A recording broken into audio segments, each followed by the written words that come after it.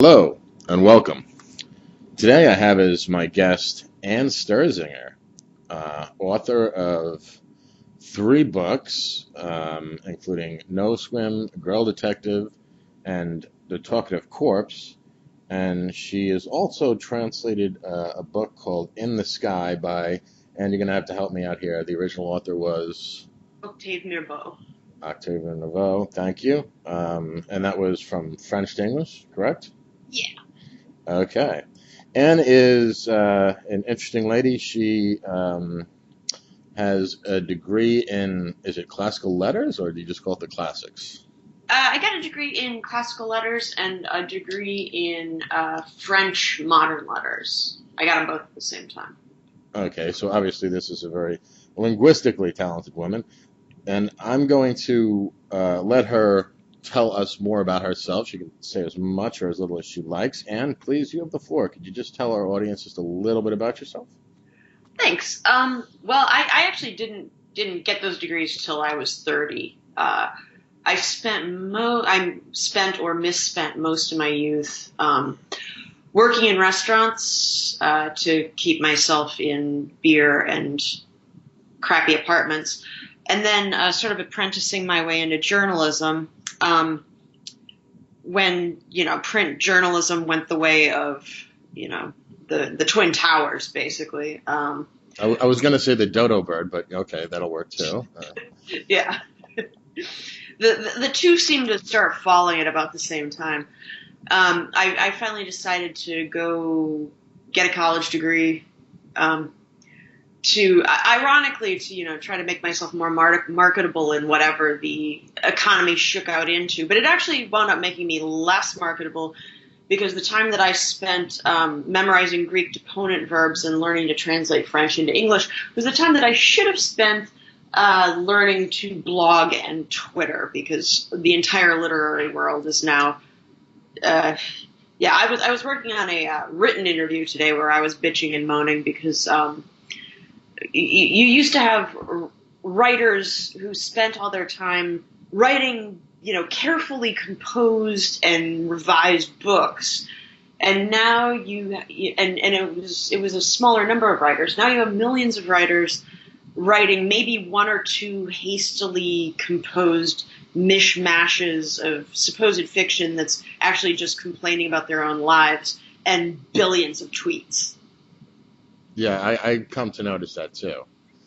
Um, it's the internet is really there's good and bad with it, right? Yeah. But uh, the whole Twitter thing, I one thing I'll reveal about myself, I actually don't even have a Twitter account. Congratulations. Yeah, it's and to be honest, I wasn't even tempted to. Um, but if it's okay, I'd like to talk a little bit about Nosegrim because to be honest, that's the book that I read. Okay. Now, I have a couple of questions about that book. First off, you wrote the protagonist. The protagonist is male. It's a man named Lester. How do you pronounce his last name? Reichertsen, it's German. It's actually sort of a his whole name is a pun on the protagonist of Kingsley Amos's first breakout book, Lucky Jim. Lester Reichertsen is basically a Germanification of Dixon.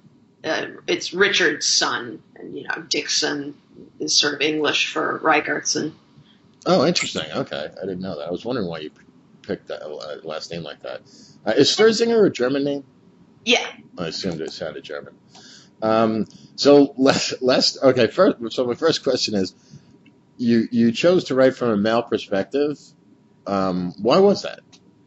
Well, it was a while ago, so I'm just sort of reconstructing my own logic from what I think I remember. But that postmodern rambling aside, there were pretty much two reasons. One was the logic of the plot that I wanted to write sort of dictated it. And secondly, I had an idea for a really great science fiction novel, which I just now finished writing. But contrary to popular belief, good science fiction is a lot harder to write than naturalistic fiction. And in order to sort of exercise my writing muscles to the point where I would be able to, not just do everything that you do in conventional fiction, but create a world at the same time, I needed to just get better at doing things. And writing about a male protagonist instead of a female protagonist, like myself, just presented more of a challenge and sort of a stepping, just writing about a person like me and a place like Earth, creating a world. Okay, now Lester would it be accurate to say that Lester is the kind of person where life kind of happens to him rather than him being proactive in life? Well, in the period of his life that the book covers, I think that's true. When he was younger, things were different. He started a punk rock band. He became a success. He didn't do what he was told. He went his own way, and then he fell in love with this girl who sort of accidentally, on purpose, didn't take her birth control and got pregnant, and sort of roped him into, sort of having this conventional family that he never wanted, and that's the point where he felt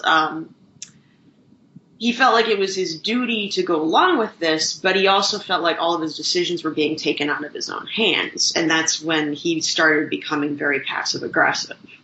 And we meet him at sort of when he's at his breaking point of, having given up his youthful dreams, seeing this kid that he never wanted to have start to surpass him. And, never having done what he wanted to do. And he's struggling in this academic environment that he never wanted to be part of because, he's got to provide for this child and he can't be a punk rocker and a waiter anymore. So, yeah, I mean, he's become the sort of person that things happen to, but that's not what he wanted to do. And that's not where he started out. Now, was it supposed to be a little bit, obviously the character is male and you're female, but his chosen academic pursuit is classical letters. So did you do that just because that was something you're familiar with, or was there more to that than having him pursue that? He's attempting to get his PhD, right, in classical. So I was just curious, is that just something you were familiar with that type of academia, or is there some symbolism in there, or what?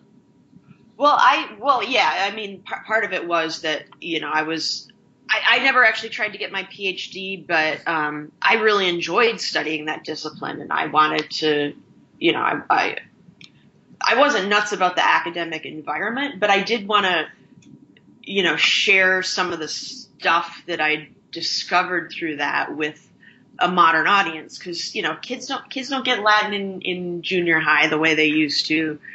I didn't start learning in Latin and Greek till I was 30, and I felt kind of robbed by it. So I kind of wanted to, give whoever read this a little bit of what I'd, gone through all this trouble to get. But also, Lester has sort of become kind of a helpless case, and he's sort of obsessed with his own past, his own glorious past, and so there is some symbolism in the fact that he's sort of ensconcing himself in this glorious past that no one else gives a shit about.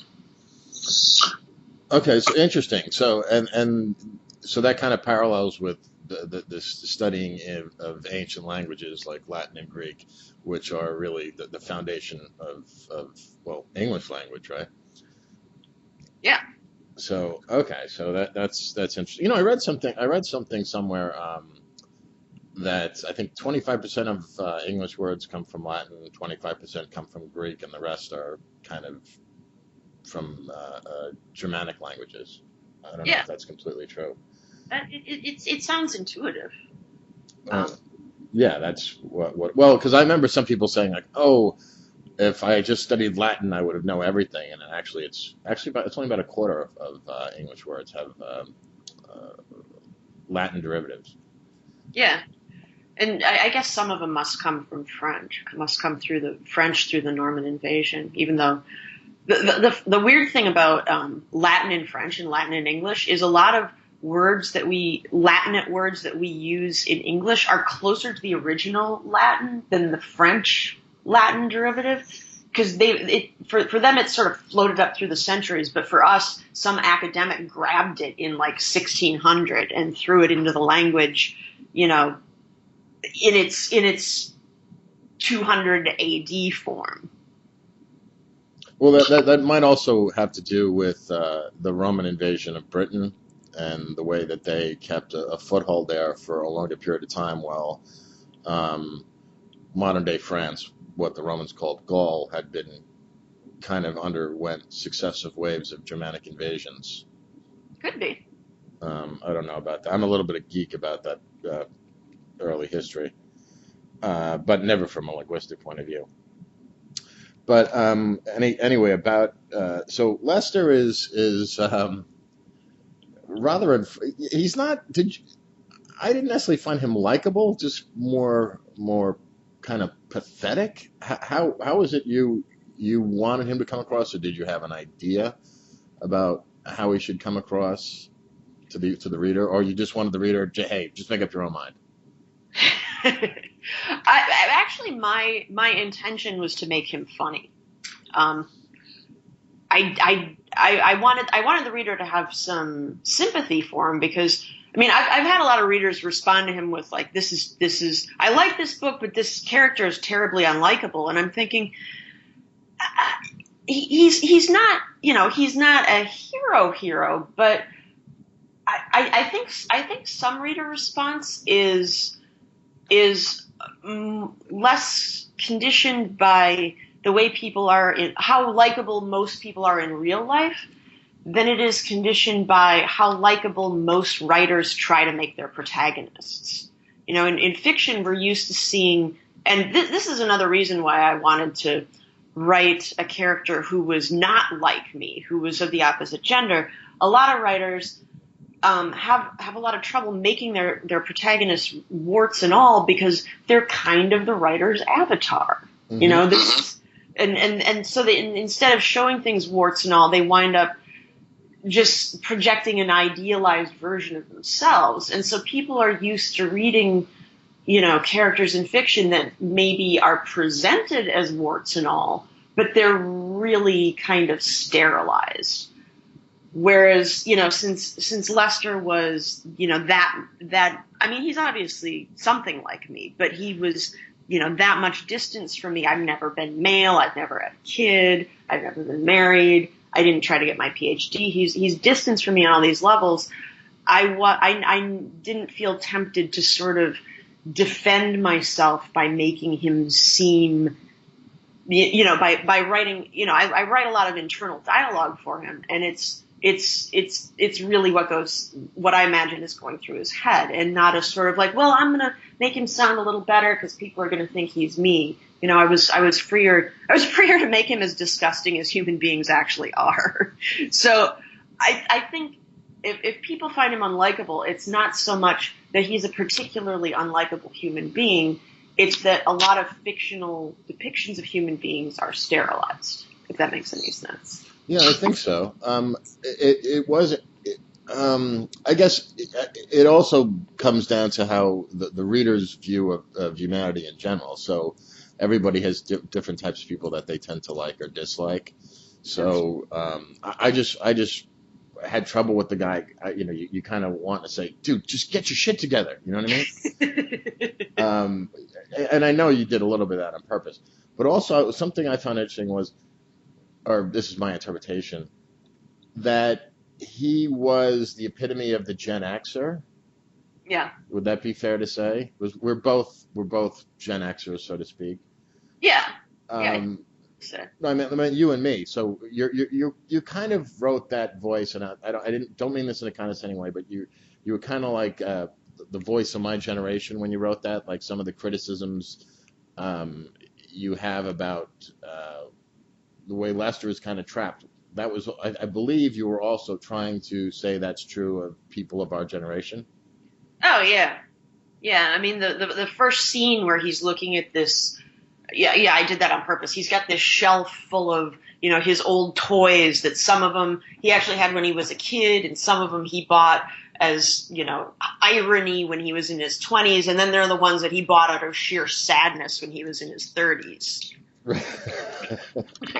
That sounds so. Oh, buying a toy out of sheer sadness. There's something that's doubly sad about that. Yeah. Aren't the point of toys that they're supposed to be fun? Yeah. But he's like, buying stuff that reminds him of things he'll never do again or see again, and then he puts it on his shelf and it gets dusty after that, and he's Yeah, no, I want people to read this book. Well, I think to be honest, I think if you're not a Gen Xer, I think this book you won't really get a lot of it. Would you say that's fair? I'd say it's fair, but I think in about 10 years, millennials will read it and go, oh. No, because you don't mention. I don't think you have the word safe space mentioned anywhere in the book. That's true. But I'm talking about after they realized that safe spaces did them absolutely no good and actually stunted their growth as human beings. Yeah, well, hopefully, I don't know if they're ever going to come to that conclusion, but we can both dream, can't we? Yeah. We both, we both, and actually, that's a good segue. That's kind of a jumping off point.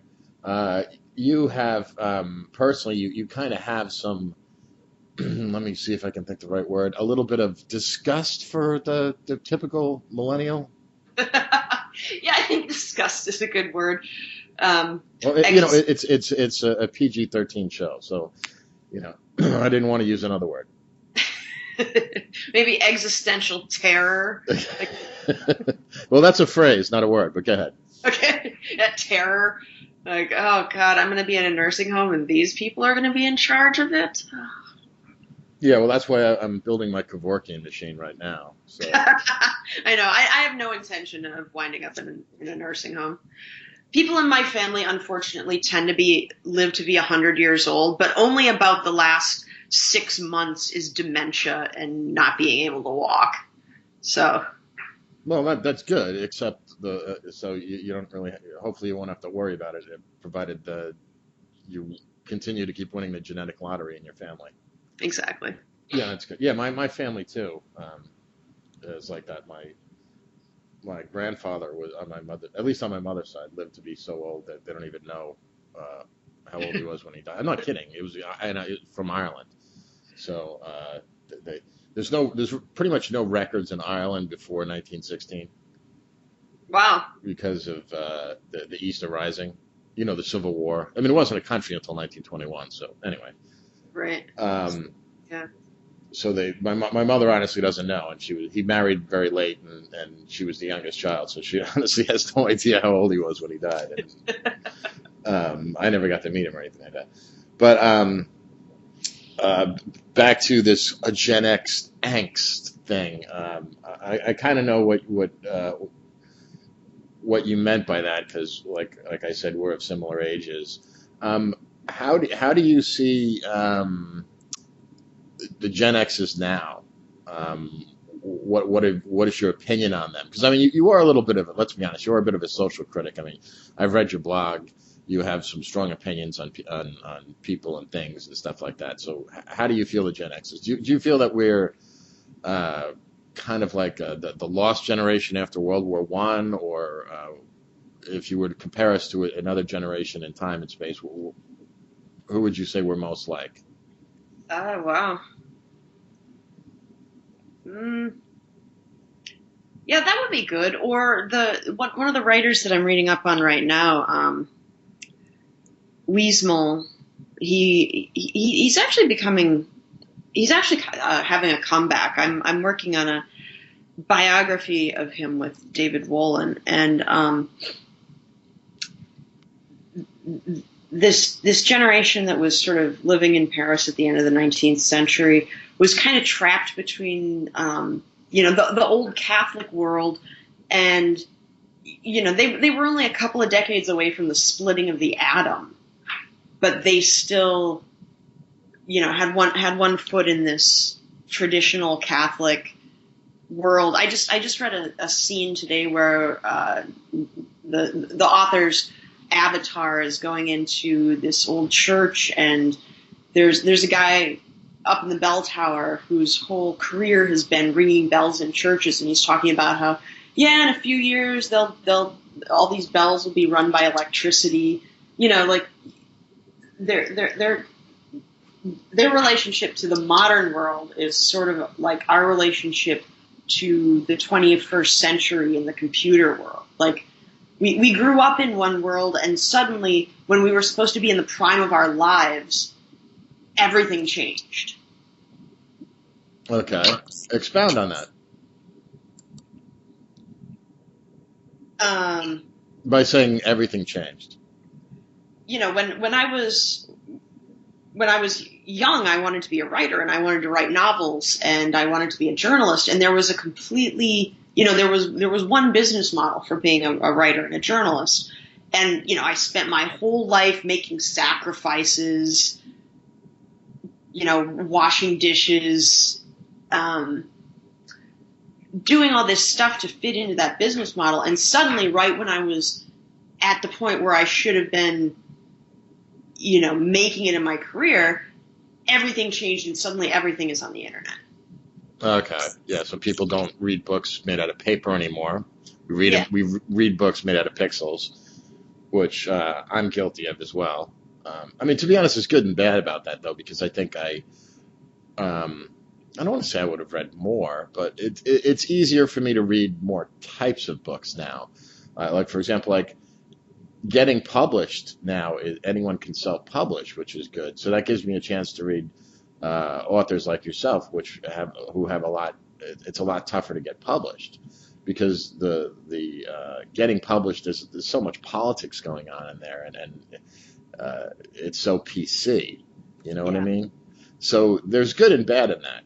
I know you tend to be a little bit. How do I say it politely? You're a little bit of a pessimist. Would that be fair to say? I mean, yeah, just a little. Okay. Well, I mean, I've never hung out with you and drank beers, but I mean, I've read your work, and I've heard you on podcasts and stuff. So you kind of have that bent a bit. Well, unfortunately, I'm always right. But well, what would you say? You're more of a pessimist or more of a cynic? What do you mean by cynic? I mean, do you mean cynic in the Diogenes sense, or do you mean a cynic in the sense that, like, I'll eat your baby's liver if it'll get me ahead?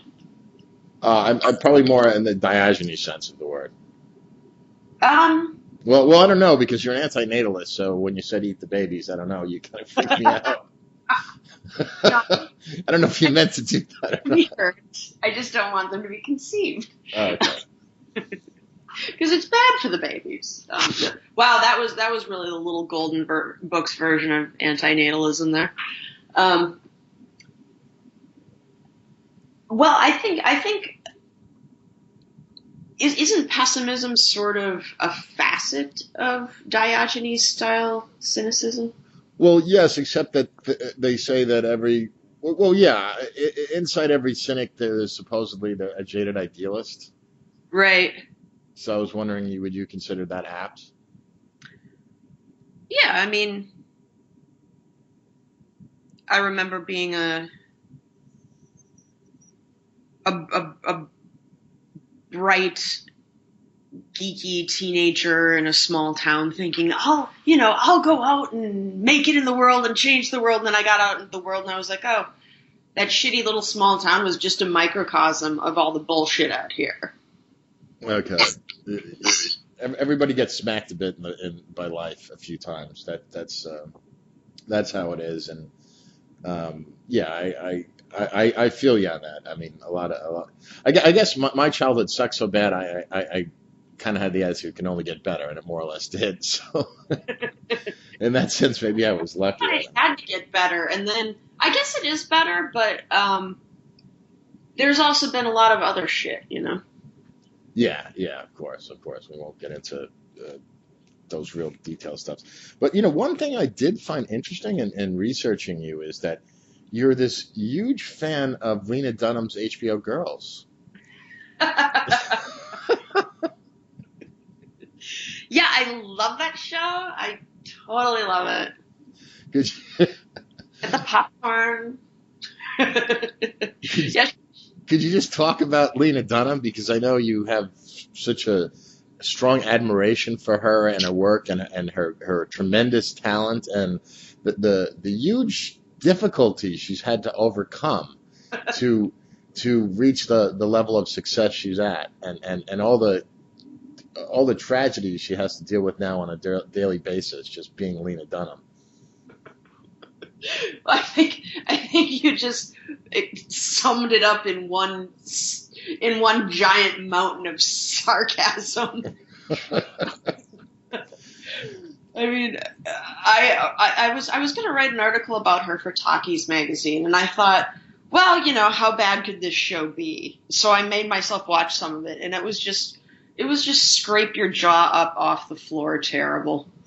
But I mean, probably part of the reason she became my bête noire is after, I went to college at 30. I graduated from college. I was like, all right, I finally got a college degree. I'm finally going to make my way in the world. And it was like the trough of the worst depression.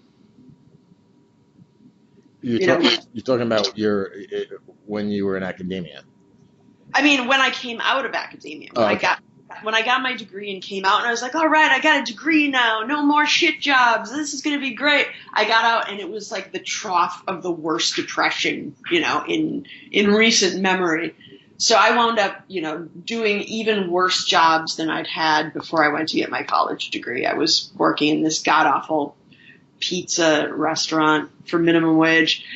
And I was really broke, and I went, and I think this was after Nusquam came out. So like, I'm a published author, and here I am going to make money. I did a drug study at the University of Chicago. So, I'm in my 30s. I've mid to late 30s. My book is going nowhere because neither I nor my publisher have any money to promote it. And instead of, spending the mid-aughts developing a blog and learning to tweet, I was learning ancient Greek. And so I'm in the University of Chicago doing a drug study for $100 or something, and I pick up a magazine.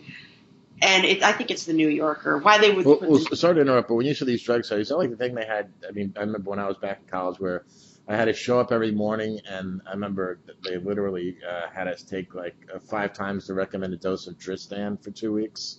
And I'm not kidding. And was that what you mean by a drug study? They were actually feeding us some illegal drug. I think it was ecstasy, to see if it would make us more empathetic. Oh, wow. Okay. Yeah. Where can I sign up? No, I'm teasing. Um, but, well, that sounds more fun than what I did. But anyway, keep going with that. Yeah, I'm sitting around basically being a medical guinea pig for money, and I pick up a copy of the New Yorker to try and entertain myself, because it's clear at this point that I've gotten the placebo. Okay. So I'm just sitting in an overheated room being bored, and I pick up this magazine, and there's this girl complaining about what a difficult life she's had because she has fat thighs. And meanwhile, her parents have put her up in a loft in the village, and she's been handed a new TV show. And it was Lena Dunham. And maybe if I had not gotten the placebo. Yeah, maybe that's pretty funny. You could write a book on that. Like an alternate universe where I got the actual empathy drugs, I would be sitting here actually seriously eating popcorn and watching girls like, this is my favorite show. This is the best. I love these people. Chomp, chomp, chomp. Yeah, I mean, that to be honest, I've never actually been able to sit through an episode of that. I'm not sure if it's because of the way Lena Dunham looks or just because the show is just so, excuse me, I don't have the vocabulary you do. Fill in the blank with besides Lena Dunham, there's just so much wrong with that show that just disgusts me. Yeah. Is it still even on the air? I think I I saw an ad for a 4th season or something. There'll be like 3 people in a safe space hugging a spit-soaked teddy bear watching that thing. Yeah, she disgusts me on so many levels. The whole, and she even joined the whole false rape thing too, didn't she? Wasn't there some scandal where she accused her um, her RA of raping her or something like that? Yeah, and then she had to take it back. I forget why she got caught out, but was it before or after she was writing about how she was sexually molesting her sister and then tried to sue someone for quoting her about how she was sexually molesting her sister? It was before she made the claim before that book came out, or when she talks about oh God, the woman is so disgusting on so many levels. But yeah, she made that claim being a rape victim, before that, I believe. I'm not a huge Lena Dunham follower. Unfortunately, it's impossible not to experience some of her BS just if you're in any way tuned into pop culture and the like. Yeah, it's like she's a turd in the middle of the road that every time you don't look where your feet are, you stumble over her. That's a great way to. I might steal that line. Yeah, that's a good way of. But she's just a symptom of a very strong symptom of this whole millennial culture type of victimhood. Where I was speaking to another author a few days ago, and one of the things I mentioned was that Gen Xers, we never wanted to be labeled a victim by and large. When you labeled yourself a victim, people were kind of wanted to avoid you. People didn't want to be around weakness. Yeah, people, and people would say, our attitude is not I'm a victim. It's the world is a terrible fucking place. Get used to it. Quit whining. Yeah, stop your bitching. And now victimhood is something that people aspire to. Yeah, it's like they think that the world should be a great place, and we're looking at them going, what the fuck on earth makes you think that the world is a great place and your life isn't all unicorns and rainbows because you're being oppressed? Look around you. But they don't. They're all on Twitter all day. They don't.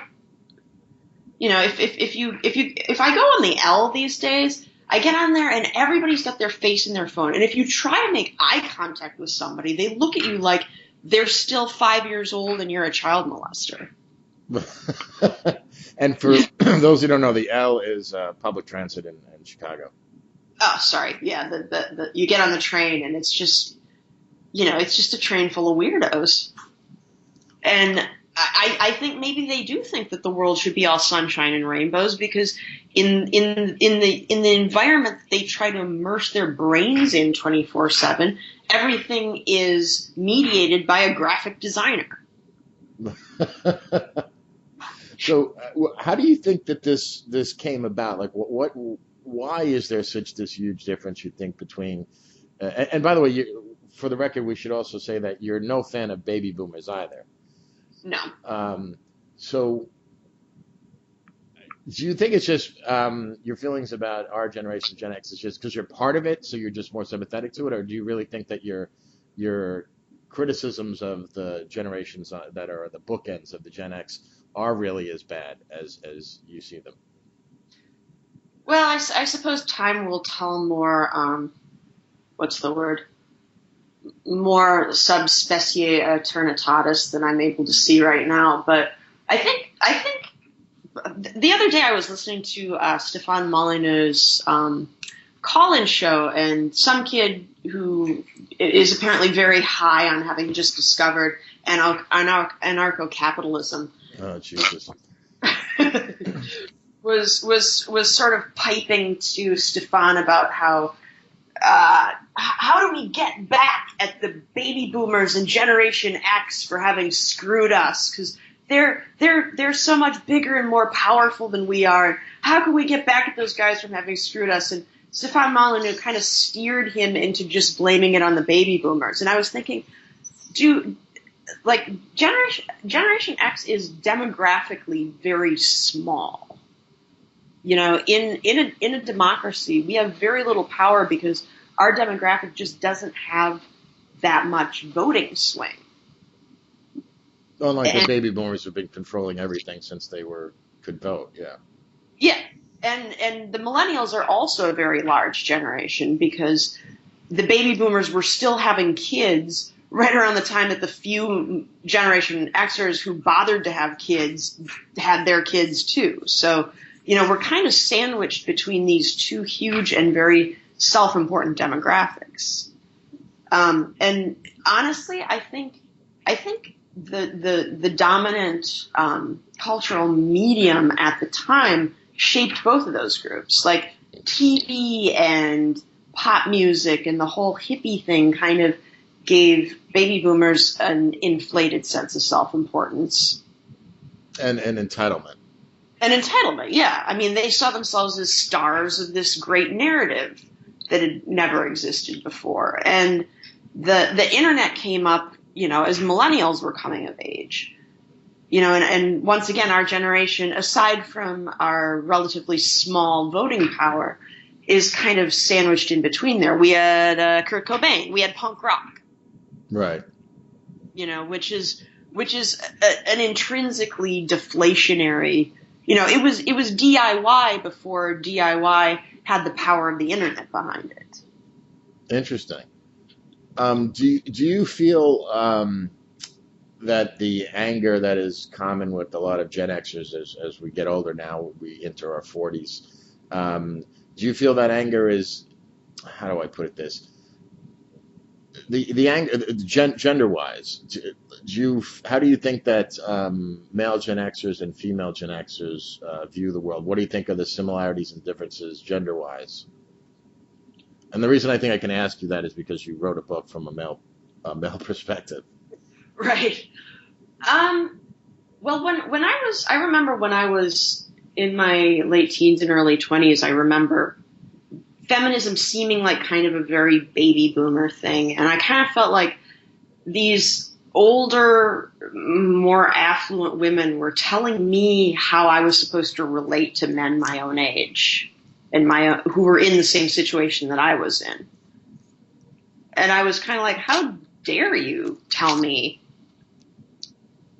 how I should relate to guys my own age? Go fuck yourselves. I'm sorry, that's not very PG for 13, but it's okay. There's no one going to be 13 listening to this, so you're safe. But feminism and political correctness did start around that time, but I don't think women my age ever embraced it to the degree that either the self-important baby boomers or the completely fucking hysterical millennials embraced it. And I think the older we get, the more we're kind of like, well, you guys, men and women are different, and God knows the Gen X male, midlife crisis is not a pretty thing. But we kind of are the only people who are going to have each other's backs. True. I would just the reason I asked you that question, because I'd say the first book that really kind of I felt summed up my generation and how I was feeling was Fight Club, which I think I read in 1999 or 98, and there was a quote in that book that said, we were all raised to believe we would be millionaires, movie gods, and rock stars, and we're slowly finding out that that's not going to happen, and we're really pissed. Yeah. And I think that, kind of like what you were saying is like you grew up in this small town and you're thinking, okay, well, if I just move to the big city, I'll have a shot at having a better life than the generation before me, which is kind of like what generally society does, right? Each generation has a little bit better, or if not better, has more opportunities than the generation before it. Right. And I think Gen Xers were the first generation to experience that wasn't true, that we kind of got screwed. But also the reason I wanted to ask about if there was a dichotomy between males and females was that the Gen Xers were the first generation that was disproportionately raised by women. Mm-hmm.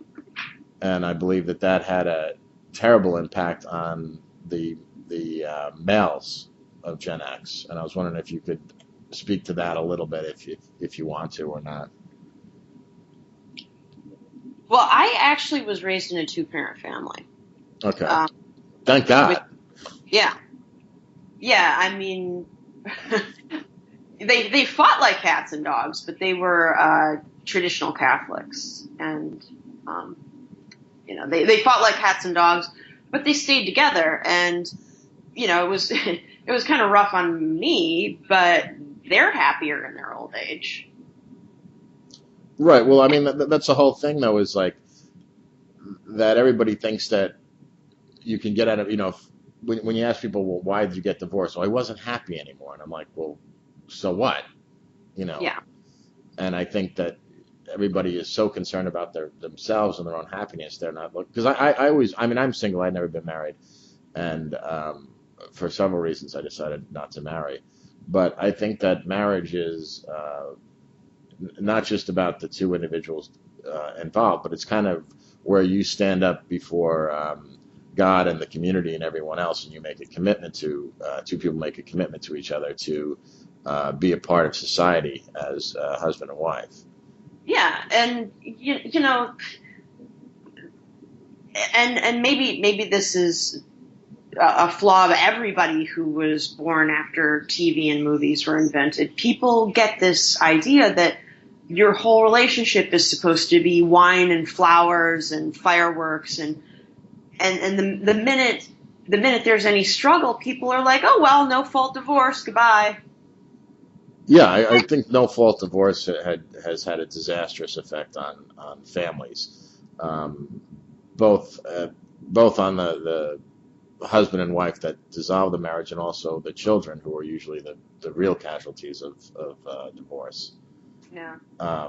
And don't get me wrong, there are times where I believe in divorce. What are the three? What, abuse, adultery, and addiction, I guess, are the three real. Other than that, I don't really believe you should have divorce. Yeah, well, it's much better to work on what you have than to throw it away and have a life that's made of these, 5-year, 10-year relationships, and then you completely, I mean, even if you're just talking about your own soul, just the personal satisfaction of working through whatever problems and roadblocks as a team, as a couple, instead of just like just being like, oh, I'm not happy. He didn't make as much money as I thought he was going to make. She got old. Like I'm not completely thrilled, and it's not like the end of a movie anymore. Let's just get a divorce. It makes for a very shallow and fractured life, even if you don't have kids. And if you do have kids, they wind up not having a father. Yeah.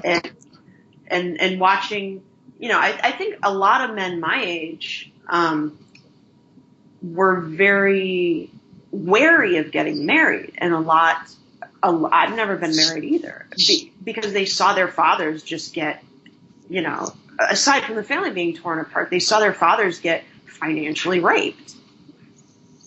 Well, I think it's even more than that. I agree that there was a lot of that going on, that whole divorce rape thing. In my own case, one of the reasons I decided not to get married was my parents split when I was very, very young, so I didn't really even know my father. Huh. And I think that so I was completely raised by a woman, my mother, and then like all the teachers, of course, were women, and um, but up until you got into high school or college, I think I could count, maybe there was three male teachers I experienced. But I believe that divorce, being raised without a father, when you're a boy growing up, you don't get to see daily interactions between adult male and adult females. So you have no idea of how that's supposed to take place in a who would say what is normal, but you know what I mean. Just to see how that interaction works, like seeing an adult male and adult female interact, even in the smallest of ways. When you grow up without ever seeing that, not something that I think it's kind of lost forever. You know, it's kind of like the way children can learn languages so quick. You know, the first 5 years of their life, and Yeah. then after that, you know, your brain just stops growing like that, and you're always at a permanent disadvantage. And Yeah. that's why I've never, you know, I mean, I've never even let a girl move in with me because I like my solitude so much, you know, and they always want to move in, you know. It's like, oh, Jesus Christ. I mean, that's bad enough you took over one of my bathrooms. Now you want to move in, you know. I'm not saying that you're a kind of girl that would do that, but, you know, how girls tend to do that when they take over one of your bathrooms with all their hair product and stuff. And, oh, God. Um, but I've never been comfortable with that, and I think to get back to the whole Gen X being fatherless thing, I think that's had such a negative impact on our generation. If you just want to say a few more words about that, or you think we've done with it with the Gen X thing? Well, I forget who was saying this, but people are basically born unfinished. You know, we have these big brains that need to be socially programmed.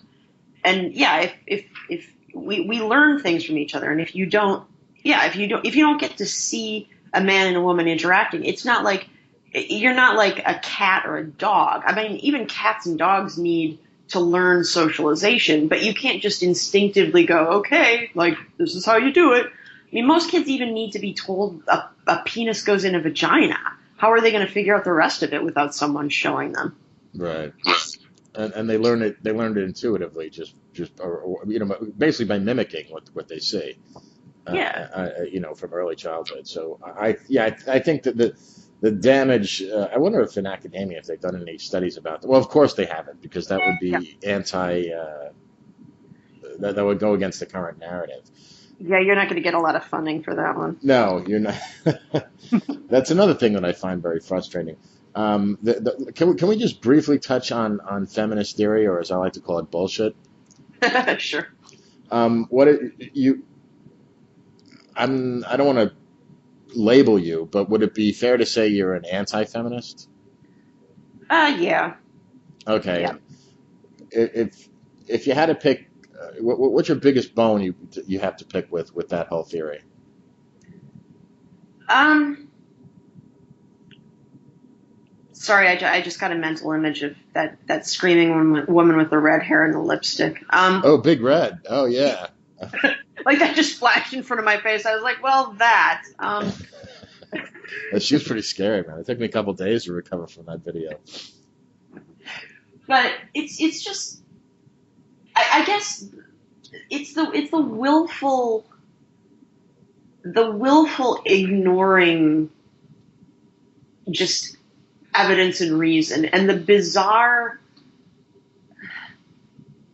I suppose it's triple think, where they're trying to convince themselves and others that men and women are exactly the same, despite everything you see. But at the same time, women are better than men. Yeah, this whole thing, we can do everything you can do, only better. Yeah, except we're totally the same. Even though he's 6 inches taller than I am, and Yeah, and can bench press 100 pounds more than me, and yeah. yeah, like one, and a lot of their ridiculousness is actually bad for women. Like take women in the military. Starting in World War II, women got more and more of an active role in the military, which at first was a great deal for women because women were correctly thought to be not really capable of going into battle.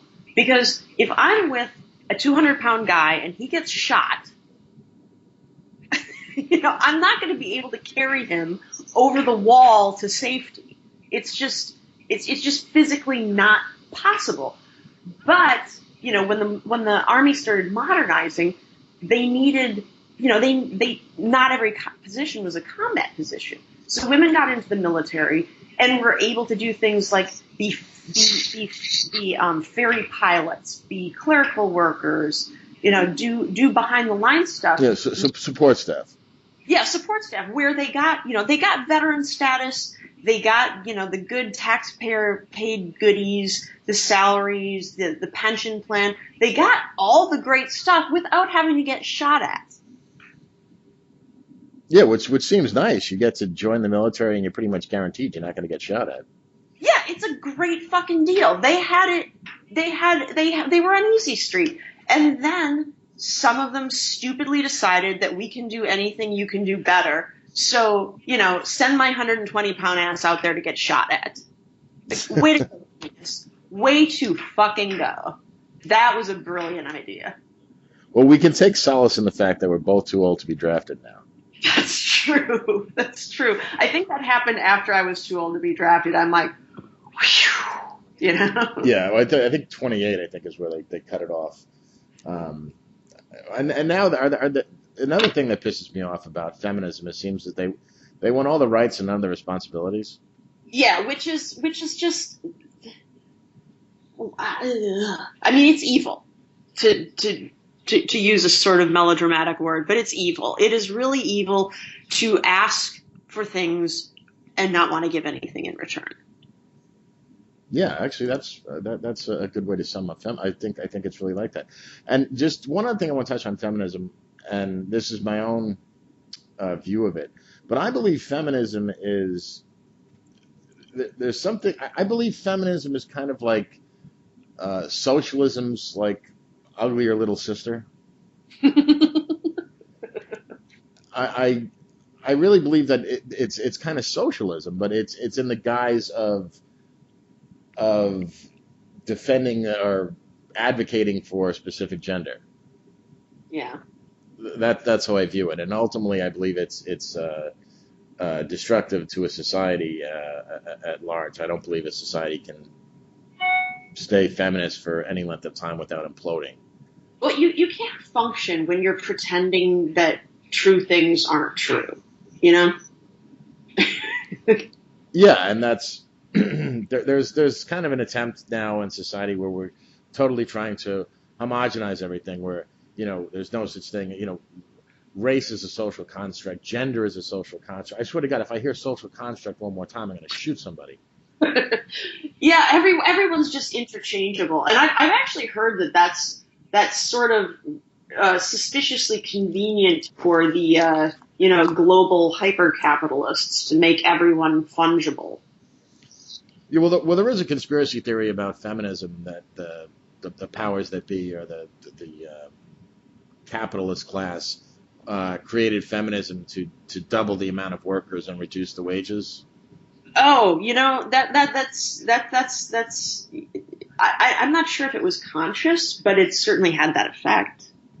Yeah, because now, it used to be one you could have a man raise a family of 4 or 5 with just some driving a bus. Yeah, yeah, and you could actually have an effective division of labor that way. I mean, this is another way that women were on Easy Street that feminists threw out the window. I mean, I don't particularly like leaving my house to go do a job where some supervisor who doesn't care about me is going to yell at me. You know what? Sitting around my house, keeping it clean, and cooking dinner for my husband when he comes home from making a living for both of us sounds like a pretty goddamn good deal. Yeah. Well, that kind of leads me to the question: why? And if this is too personal, don't answer it. But why do you think you didn't get married? Well, I was kind of an ugly duckling. And when I was younger, I've already answered part of this question. A lot of men my age just don't want to get married. That is true. Yeah, and as someone who is does stuff like write books, I wind up moving in social circles where people are a bit bohemian, and so they don't want to be conventional anyway. Although not getting married has become very conventional. Yeah, it's the new normal.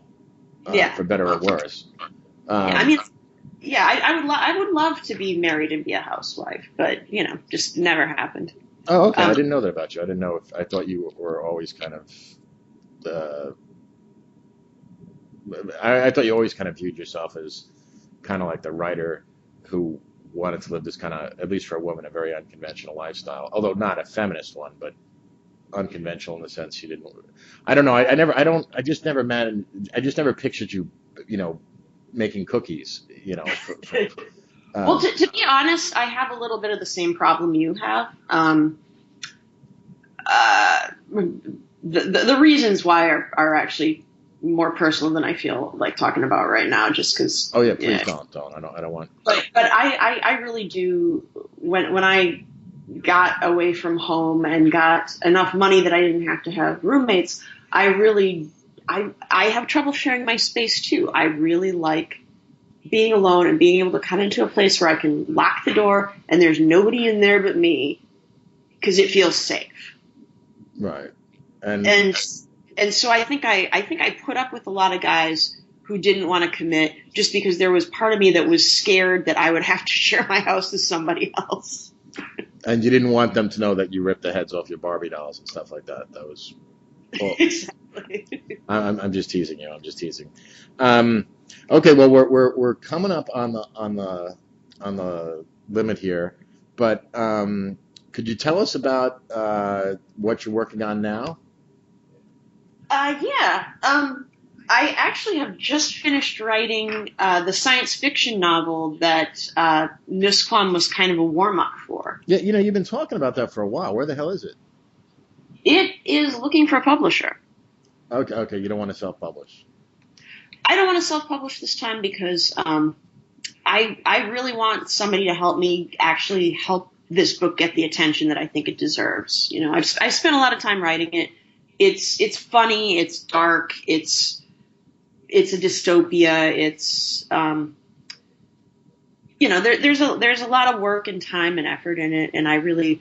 But of course, since I've written for Takis and all these bad evil people publications, I can't get an agent or a publisher to even send me a rejection letter.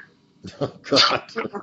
I'm sure there's a picture of me in their office with a Hitler mustache drawn on if they paid it any attention at all. Oh God, no, I don't think it's that bad, but I know what you mean. Yeah. So can we expect to see it anytime soon, or you don't know, or? I'm going to spend about 6 months trying to find a bigger publisher. If I can't do that, I've most of my books have been published either self-published or through Nine Banded Books, which is a great publisher. I have a really good relationship with Chip Smith, who runs it, but a lot of people who go to his site are not looking for fiction. Okay. So it's really hard to market it through there because a lot of them are looking for essays and politics and that kind of thing. And so I'm kind of the odd man out there. I really want to find ideally a science fiction publisher, right? Right. So the people who go to their site are going to be looking for the kind of thing that this book is. Well, just as quick, just on that point a little bit, have you ever contacted Vox Day, who's a science fiction writer? I'm actually working on my query letter for him right now, but it's a little strange because I've reviewed a bunch of his books. Okay. And I already have kind of an incestuous relationship with Chip Smith because, I've reviewed some of his books, but he's published my books. And yeah, so the query letter I'm writing for Vox Day is, it's got to deal with that issue. And since I don't know him personally the way I Chip, it seems like more of a sticky wicket. And then, of course, I have no idea whether he'll like the book or not. But yeah, I mean, I would love to be published with that house. That's great. Oh, there's just, if you don't mind, there's just one more thing I want to touch on before we wrap up. And I don't know how much you want to speak on this, if at all. One of the challenges I have with your belief system is this anti-natalism thing that you've really gravitated to. What's that about? Wow, it's hard to talk about it quickly, but the basic premise is that it's very Generation X, actually. And I'm not dogmatic about it. I make jokes about eating people's babies, but what you do is your business. And I realize this is, and it's a little bit autistic. Sarah Perry just wrote a book about it, and someone was telling me it struck him as her book struck him as very autistic, and I was like, that's sad because Sarah was trying so hard not to be autistic when she wrote that book. But basically, there's a professor in South Africa named David Benatar. I keep accidentally calling him Pat Benatar. Well, Pat Benatar is actually pronatalist, but anyway, go ahead. But he came up with this sort of airtight logical case for why it's never ethical to have a child. And I've never found anyone who could make a good faith argument against his airtight logical case that ever actually poked a genuine hole in it. Okay, interesting. I haven't read the book, so I can't really speak to that. But that's right. Maybe I'll check that one out. But in closing, could you tell our listeners how they could find out more about your work and your books so they can read them, and not just your books, you also write you write essays and things like that about the current screwed up nature of the society we live in now. So if you could just tell, and I'm going to put links in the low bar, but if you could just run through them. Sure, gladly. My personal blog is annsterzinger.com, ANNSTERZINGER, what an unfortunate name, .com, and you can find links to all my books there. You can find some of my more depressing essays, because I kind of use that blog as a catch-all for things that are too depressing for anyone else to publish. A lot of my best work these days is at Greg Johnson's countercurrents.com, COUNTER, currents.com. It's pretty easy. And I've also been writing a lot for Daniel Freeberg's Write On blog. Okay, I'm familiar with all three, and I will have links to all of those in the low bar. Anyway, Ann, I really want to thank you for doing this interview. I hope it was relatively painless for you. It was fun. It was fun. Good. I'm glad. That was part of my goal. So anyway, we've been talking with a very interesting lady, Ann Sterzinger, who is obviously extremely intelligent, and she is a talented writer, even though I've only read one of her books, but I promise to read more of them. So you can look for the extra $1 or $2 you'll get from me purchasing your other books. And thank you again, and we are out. Everybody take care.